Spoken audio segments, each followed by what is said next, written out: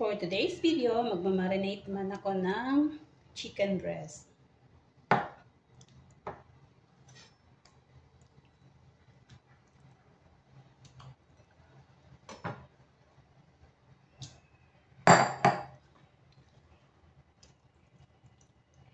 Ikakat ko lang siya ng strips, small strips.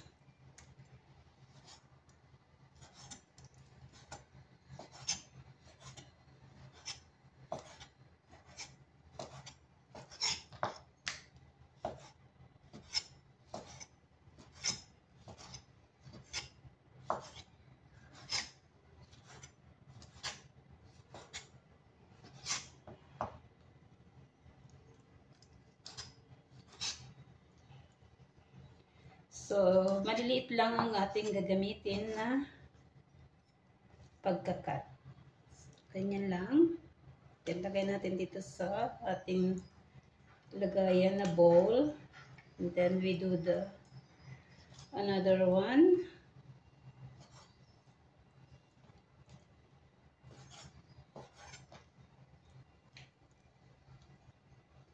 I think hatiin ko siya sa dalawa kasi medyo makapal.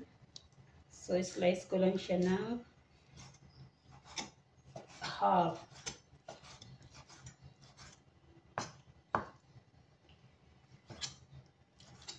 I-marinate ko siya ng ahead kasi mamaya pa siyang gabi lulutuin. Prepare lang para mamaya. Tsaka mas masarap siya pag naka-marinate. Medyo matagal-tagal. Pwede namang ano lang. Kung hindi na i-marinate, pwede i-marinate. So, marami akong oras, kaya i-marinate ko siya.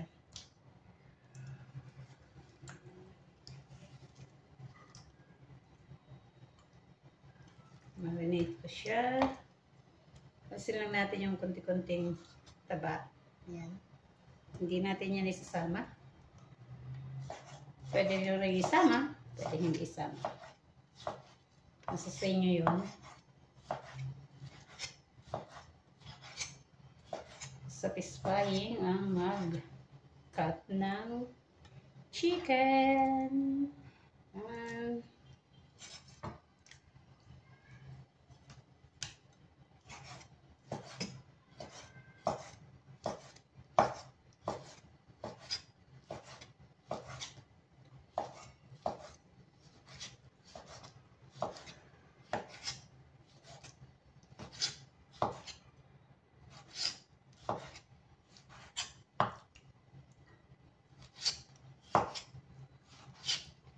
Ito ang gusto ko tuwing nagtatrabaho ako, laging ahead ang aking preparation basta meron akong oras. Pero dito sa bago kong trabaho, hindi ko halos magawa. Kasi gusto nila yung on the spot ako magluluto and then right after magluto, serve. Ganun lang. Pero dahil nga ito gusto ko siya i-marinate para mas malasa.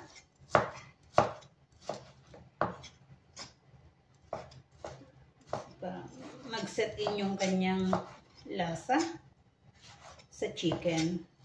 Lalo na kapag chicken breast, medyo ano kasi ito hindi masyadong malasa pagka hindi mo i-marinate. Kaya dapat i-marinate siya. Pwede 30 minutes, yung pinakamadali. Pero the longer, the better. Pwede rin overnight. So, ayan. Malapit na tayo matapos sa ating chicken.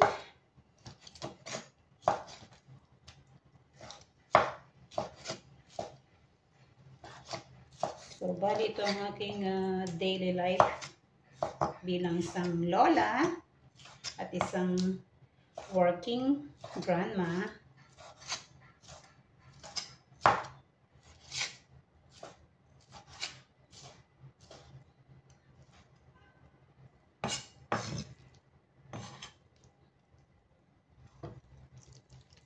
So, ayan, natapos na nating slice na maliliit yung ating chicken.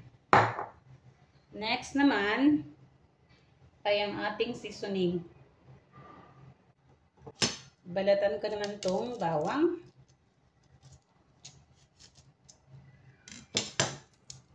Balatan lang natin tong bawang.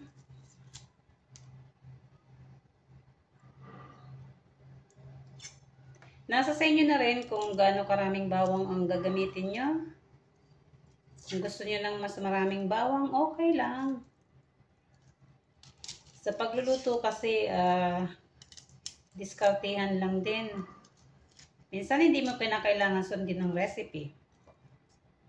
Yun ay sa pagluluto. And then, dabalatan ko na rin tong luya. Yung luya, wala ng lansa ng chicken o ng manok. At sumasarap din ang lasa kapag may luya. Kung wala kayong fresh ginger, pwede kayong gumamit ng powder. So lahat, pati yung garlic, kung wala kayong fresh, pwede rin ng powder. Tanggalin muna natin tong dumi-dumi.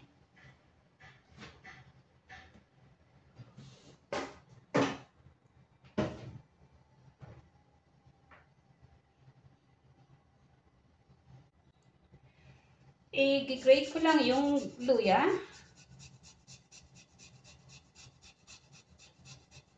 Dahil nga sabi ko sa inyo, kung wala kayong fresh, pwede kayong gumamit ng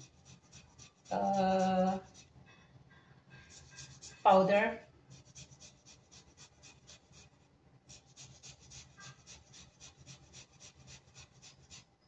So, ayun siya, oh. I-grate ko lang siya.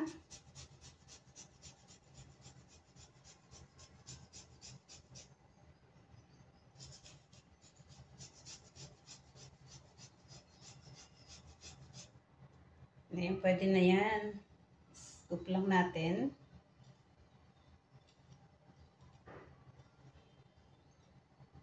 Mga 1 tablespoon lang yan. And then, sunod natin i-grate ang bawang or garlic. So, doon sa mga ayaw makita yung garlic or ginger, ito yung the best way para gawin. I-grate lang.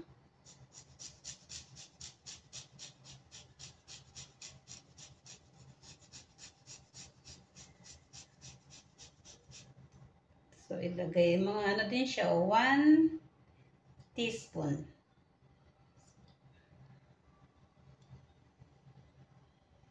So, ubusin ko na lang tong garlic. Sayang naman kasi nabalatan ko na siya. Isa pang maliit. So, ayan. Tignan natin yan. Kunin natin lahat kasi napakahirap mag-grate. So, ayan na siya. Tapos na nating i-grate.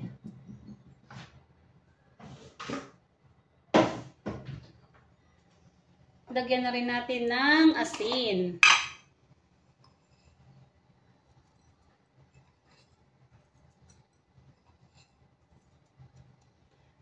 Tansyahan lang din ang paglagay ko ng asin. Lagyan din natin siya ng black pepper.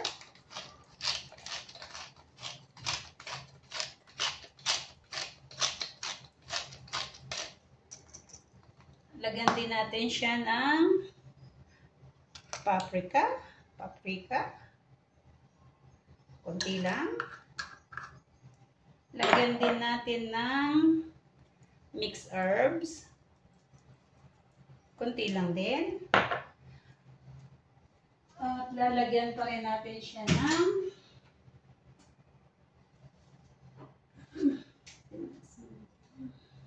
lagyan natin ng cumin.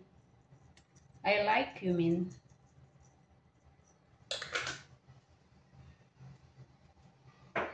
At syempre, lagyan din natin ng olive oil. Of course, olive oil. And then, i-mix lang natin. So,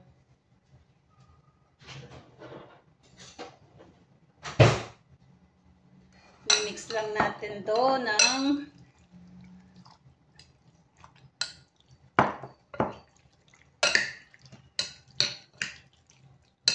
bone.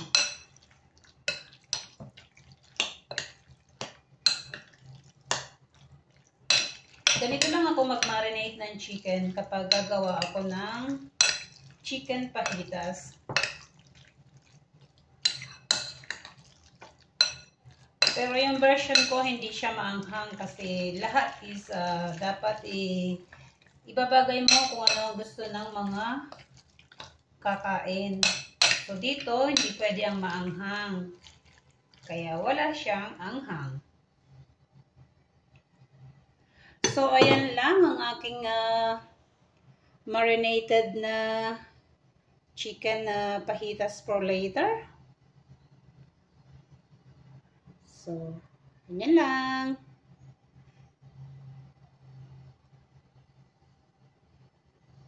Thank you for watching. Please hit like and subscribe.